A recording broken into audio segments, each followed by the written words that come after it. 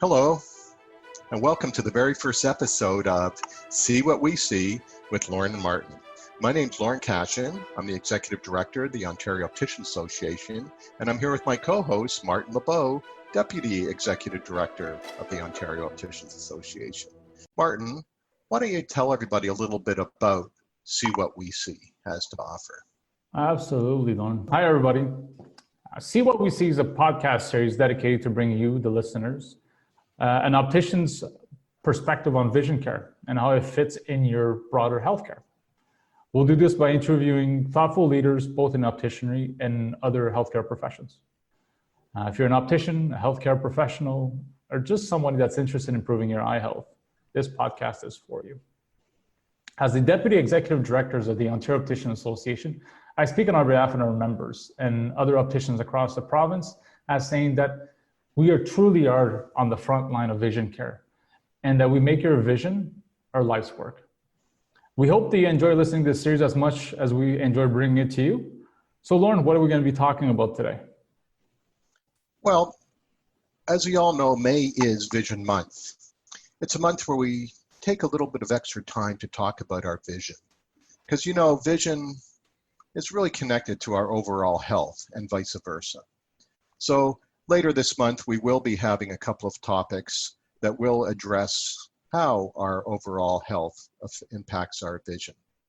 You know, when I think about my 47 years of being in the industry, I've been very fortunate to speak with opticians right across Canada, and the passion that they show when they're bringing vision to their patients, it really shows. So I have to agree with you, as you said, opticians truly are the front line of vision care. Martin, I see we have a guest here today. Today, I'm happy to say that we are joined by Katherine Shan, opticianry student at Seneca College. Katherine has been a standout student. She's gearing up to be another prominent member of the front line of vision care. Katherine, happy to have you here today.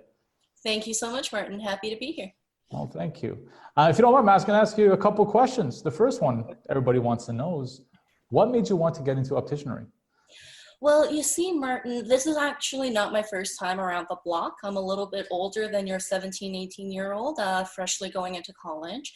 I hold an honors Bachelor of Science in Biomedical Science from the University of Ottawa. And like every other little girl, and particularly Asian little girls, I wanted to be a doctor. But the more I explored that program, the more I realized that it just wasn't quite for me. I felt like the current approach to medicine that medical doctors take was a little too removed from the patient care, the individual one-on-one aspect. And I began exploring alternative career options that might give me that. And I landed in opticianry, and I certainly don't regret it. Oh, good. Well, then that leads me to my second question. I might know the answer about that already, but let's see. So there's so many different aspects of opticianry. Is there a particular area of opticianry that really piqued your curiosity and you're going to want to focus on going forward? Of course, and certainly I think the answer to my first question touched on it, but that was what I liked most going in. And I think that now I'm done all of my classes, but of course graduation is delayed due to COVID-19. Nonetheless, I'm done all my classes.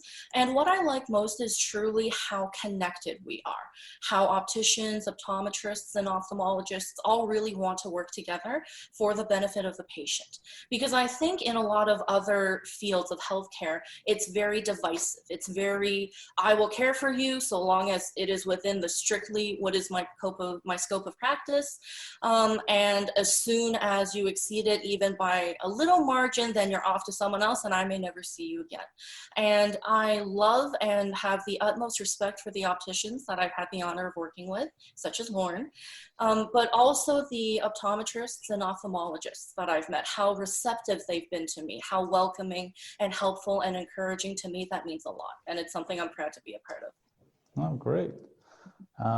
So the next one, you touched on COVID-19 a little bit, and you said you're done school, so obviously you're just probably waiting to do your exams. And we just learned that, unfortunately, the exam has been delayed a little bit. How does that affect you, and how are you going to go forward with all this? Well, it was rattling. Of course, not going to lie. Being of Asian descent and having a lot of family back home in Asia, I think I had a bit of a heads up on the situation before a lot of people here. And I anticipated that something like this was going to happen. It's unfortunate. It sucks. It sucks, not gonna lie. But, you know, the whole world is affected, and I think I'm really proud of how Canadians and Ontarians are really trying to pull through together and to work together, support one another. And I just want to do my part in social distancing, flattening the curve, whatever we can do. And when we're ready to pick back up, then I will be first in line for an acorn. Great. Thank you very much, Catherine, for taking the time to be with us today. It's great to get to meet you and get to know you a little bit, and really looking forward to connect with you some more in the future. Thanks again. Likewise. Thank you. Take care. Thanks, Katherine and Martin. That was great. Great. What's the future of opticianry? You know, I've been thinking about that obviously for many years, and always optimistic, still am. I think opticians play a really big role, but this COVID-19 thing, it really has to make us rethink our future. We have to really look at the journey the patient travels when they come into our dispensaries for new eyewear. We're going to have to look at how do we keep ourselves and our patients safe? How do we shorten up the time? How do we take care of the frames they're trying on? Disinfecting protocols, social distancing. When will we go back to normal? And as they keep saying, the catchphrase, it's not going back to normal. It'll be back to a new normal. But I've got to say that opticians were resilient. I believe that we have touched on tele-opticianry, and we just have to look to it a little further. We have to use technology to help us in our dispensing and how we take care of our patients. So I think the future is still bright. I think we have to be a little more innovative, and I think opticians will rise to the task. What do you think, Martin?